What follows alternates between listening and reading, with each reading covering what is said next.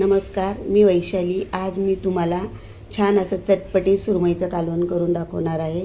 त्याच्यासाठी बघा ही सुरमई घेतलेली आहे, मी स्वच्छ अशी कट करून आणि धुवून घेतलेली आहे। कोळणीने मला एक बोंबील पण दिलेला, तो सुद्धा मी टाकणार आहे याच्यामध्ये। डोकं आणि शेपटाकडचा पण भाग आहे।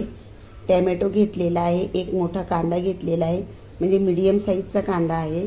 खोबरं, लसूण आणि आलं घेतलेलं आहे, कोथिंबीर घेतलेली आहे आणि अर्धा लिंबू घेतलेला आहे। चला तर आता हे सर्व मी वाटून घेते। कच्चच वाटून घेणार आहे, भाजून काही घेणार नाही मी। मसाला बघा वाटून झालेला आहे। गॅसवर कढई ठेवून तेल टाकलेलं आहे। आता कढीपत्ता टाकते। कढीपत्ता बघा असा छान फ्राय झालेला आहे। आता हे वाटलेलं वाटण टाकते। टोमॅटोमुळे असा कलर झालेला आहे। खोबऱ्याचं वाटण टाकल्यावर हे आमचं घरगुती लाल तिखट आहे, हळद आणि मीठ टाकते। तुमचं जर नसेल तर तुम्ही मिरची पावडर, धना पावडर, गरम मसाले वगैरे टाकू शकता। आमच्या ह्या मसाल्यामध्ये सर्व काही गरम मसाले सर्व काही असते। हे बघा आता हे छान असं याला तेल सुटस्तोवर परतून घेते।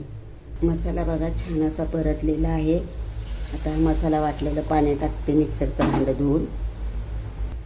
ला जेवढं पाणी पाहिजे म्हणजे कालवण पाहिजे तेवढं मी केलेलं आहे। आता लिंबाचा रस टाकते बघा। कालवणाला बघा छान अशी उकळी आलेली आहे। आता ही सर्व मच्छी मी ह्याच्यामध्ये सोडून घेते। बोंबील मी नंतर टाकणार आहे, बोंबील लवकर शिजले जातात। मच्छी सोडल्यावर पण चांगलं असं उकळून घ्यायचं, मच्छी लवकर शिजले जातात, जास्त वेळ नाही लागत। सारखं हलवायचं नाही,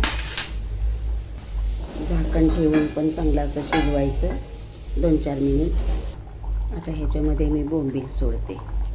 बोंबील लवकर शिजले जातात।